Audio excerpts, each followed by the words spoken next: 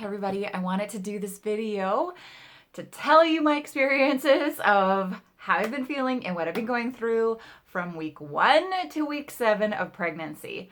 So, oh my gosh, you guys. So in the absolute very beginning, before I had done a test, I will tell you I knew I was pregnant from a couple of different things. Number one, I feel like I have a piece of hair on my lip, sorry. Number one is I was extremely moody, like extremely moody. I would be in a store and somebody would walk in front of me and I could just feel the irritation building up in front of me, even though they're like, excuse me, or whatever. I was feeling so irritated. And my poor boyfriend, I was just, oh my gosh, the first 4 weeks was, I feel, the worst for my moodiness. And so this is in the absolute beginning before I had done a test. And then fatigue, like obviously like chronic fatigue, which is still continuing for me right now. And my hair was growing so crazy insane. And my hair doesn't typically grow that fast. And so I knew something was up. And then the other thing too is that it was greasy. So I'd use, dry shampoo if I wasn't going to wash my hair that day. And typically dry shampoo works awesome, but it definitely wasn't doing the trick for me. So I absolutely knew. I was like, you know what? I'm pregnant. I know it. So I had done 2 tests and both of them came back negative. And I actually didn't care because I was like, you know what? It just hasn't registered yet. I haven't had the implantation that has happened. And then about a week later, the implantation happened. And I knew right then that's what it was. And then the next day, so it's a week after, I did a test and it came back positive. So yeah. And then from there on, I was just drained out of my mind. And I don't know how, I just don't know how to function on some days, like just really trying to push myself through my day and get the work done that I need to get done. Because, hey, we need to work, right? If you don't, you're very lucky because it's, oh my gosh, I would just love to sleep all day long, all day, every day.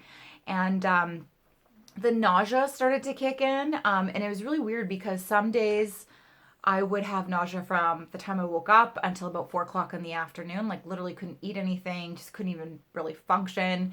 And if I just smelt food, like I wanted to puke. And then after 4 p.m., I was like, great. And then it kind of flipped around week 5, where it was in the evenings where I felt more nauseous and just didn't want anything to eat, or I would think that I wanted something to eat and then I would eat it, and then right after to eat it, the aftertaste of things are totally different. So for instance, like a couple things I absolutely loved was dark chocolate. Have some dark chocolate now. Like the aftertaste is just like, I don't even know, but the aftertaste lingers and it just makes everything taste bad. So anything that I'm eating, if I'm having potatoes or, a salad or anything like that, like the aftertaste just kind of lingers. The other thing is digestion. My digestion has been awful. And typically I've always had really good digestion, no issues there.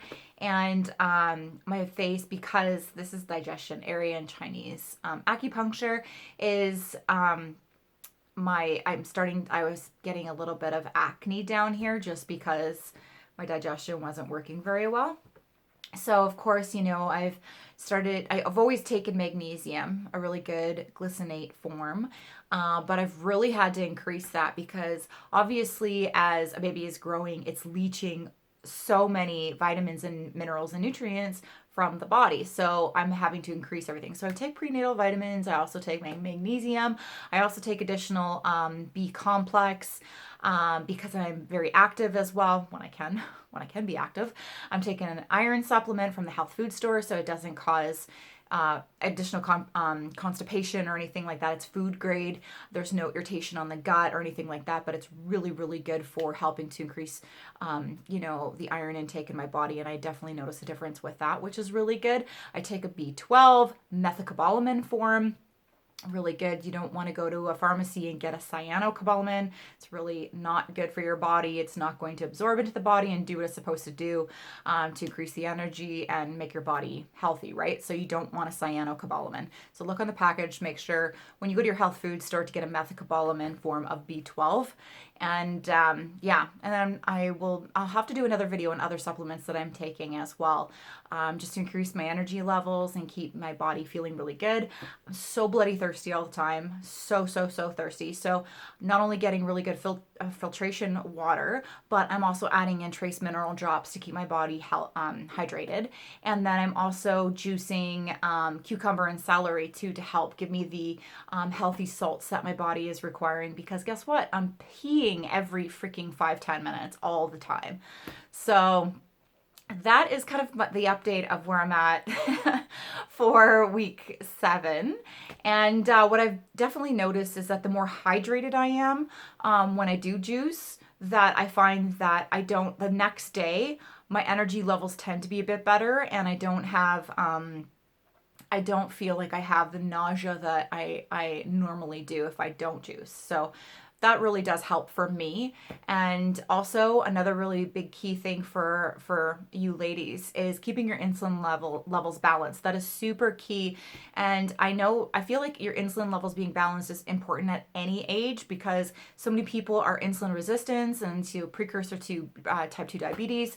And especially when you're pregnant, I'm 41, so I want to make sure that my insulin levels are staying stable. So I do a lot of really good essential fats throughout the day too, making sure I'm getting a lot of omega-3s, so that as the baby is developing, it's going to have a very healthy brain as well, because remember, over 60% of our brain is fat. So we want to make sure, and our cells are made up of fats and minerals and vitamins and proteins. So it's good to have lots of essential fats throughout the day. So I'm getting multiple things with that. But I'm going to do another video on what I eat in a day, so that you guys can kind of take a more deeper look on all the nutrients and stuff that I'm getting. So all of you ladies out there, I hope you're doing great. And if you are having a baby over the age of 35, 40, like I am, then you can watch my videos and just see how I'm going through everything. And we're going to talk about fitness tips and stuff too. So yeah, have an awesome day, you guys.